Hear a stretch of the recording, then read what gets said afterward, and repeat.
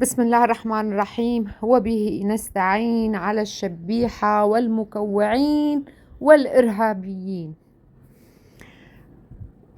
تصريح لما يسمى بتنظيم إرهابي بسمي حاله أنصار السنة، قال وهو أنصار الإرهاب، عم يتبجح وعم يتفاخر بأعماله الإجرامية اللي عاملها باسمنا نحن السنة، ونحن بريئين منهم.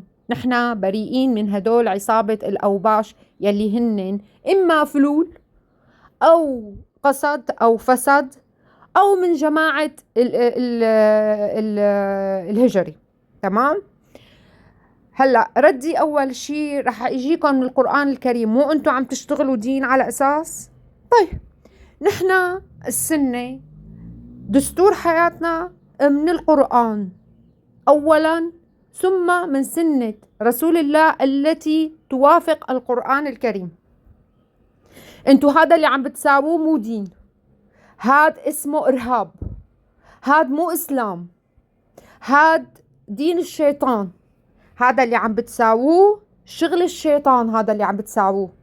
ما عنا بالإسلام وبالسنة شيء اسمه قتل لمجرد القتل، لمعتقد أو لحدا والله عم يعبد إن شاء الله جلدة حنفية. ما دخلكم، ما خصكم أنتوا تقتلوه، تزهقوا. هاي الروح الله حطها بخلقه وهو وحده بيشيلها. مين سمح لكم؟ مين نصبكم؟ مين انتوا لحتى تفوتوا تزهقوا الأرواح وعم تتبجحوا وعم تتفاخروا وعاملين والله شو إحصاء، وقال شو بعد؟ قال شو استكمال إجراءاتنا الأمنية سننشر صور المنفذ أبو عثمان. ليش ما في تحليل DNA؟ شو عم تجدبوها يعني؟ شو هالجدبة هي؟ ما عم بفهم أنا. قال وعندها سننسف. شو رح تنسف وشو رح لك؟ شو هالتخبيص هاد؟ لك شو هالتعفيس؟ هلأ قال ومع هذا أبشركم أننا سنخرج قريبا. أنا رح جاوبك من القرآن الكريم وحاجعر. ما أول شيء رب العالمين بيقول يا أيها الذين آمنوا عليكم أنفسكم لا يضركم من ضل إذا اهتديتم. يعني أنت ما خصك بالعالم، اللي بده يعبده ما خصك، ما لك علاقة. عليكم أنفسكم، عليك من حالك أنت، من صلاتك، من عبادتك. هذا بفرض أنك أنت تكون مسلم. عم حاكيك قرآن يعني بتحط صرماية بتمك وبتبلعها، فهمان؟ اللي إذا حدا من أنصار الإرهاب شاف هالفيديو عم حاكيك قرآن مشان تبطل عر وتحكي باسم الإسلام. الإسلام بريء منكم ومن أفعالكم يا أوباش.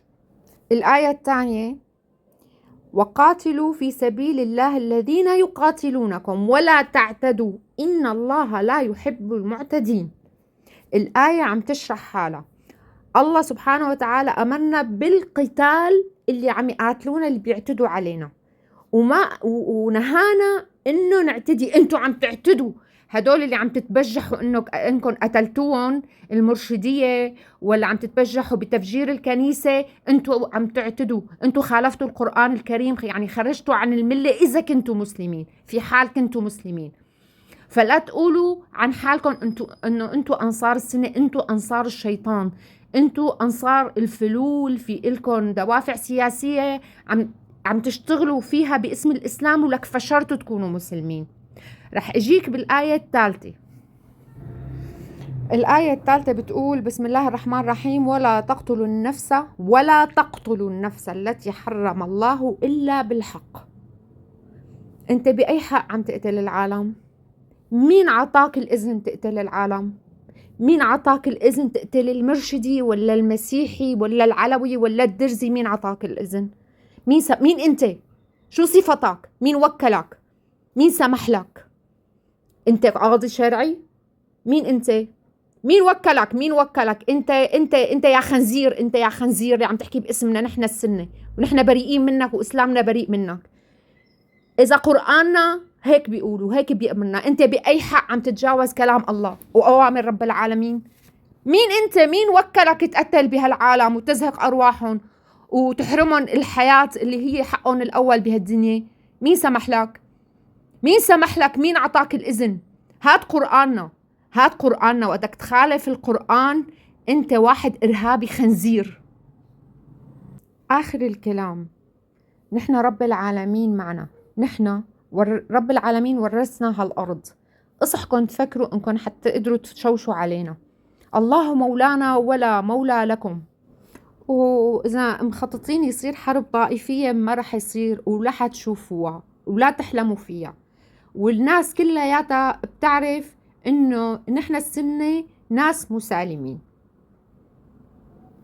بإذن الله كل مخططاتكم رح تبوء بالفشل، وأي حدا طالع عم يعر وعم ينبح ضد الدولة الجديدة وضد منجزات الثورة السورية فهو قولا واحدا من زبانية بشارون السفاح، من هدول الأوباش الشبيحة يلي نحن اللي كانوا متسلطين على رقاب السوريين، واللي المرتزقة يلي كانوا عايشين على دم الشعب السوري، واللي كانوا يشبحوا على العالم، واللي كانت السلطة معهم والبلد إلهم، وكان يجيهم المصاري مثل ما بيقولوا على بارد المي. هدول هن اللي عم يعروا وينبحوا.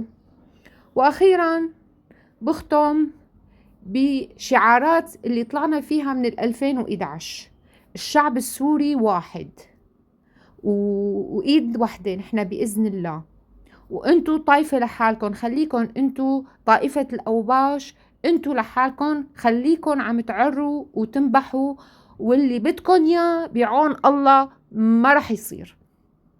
والسلام عليكم ورحمة الله وبركاته.